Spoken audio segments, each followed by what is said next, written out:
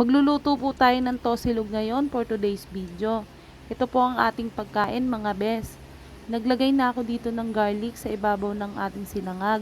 Meron din tayo ditong itlog na maalat na may kamatis. Meron din po tayo ditong kape. Tara, samahan niyo ako magluto. Isa-sunny side up natin ng itlog.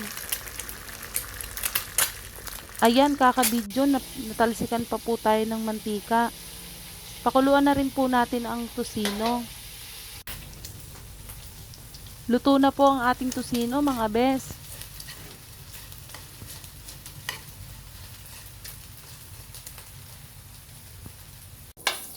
Magsasangag din po tayo ng kanin. Ayan po, naglagay na tayo ng mantika at margarine. Nilagay na rin po natin yung bawang. Hintayin lang po nating matustado ang bawang bago ilagay ang kanin. Tostado na ang ating bawang mga bes. Pwede na natin ilagay ang ating bahaw na kanin.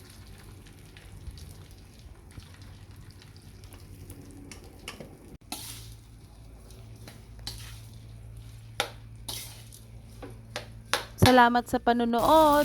Salamat din sa mga palaging sumusuporta at nag-share ng aking video. God bless po sa inyo.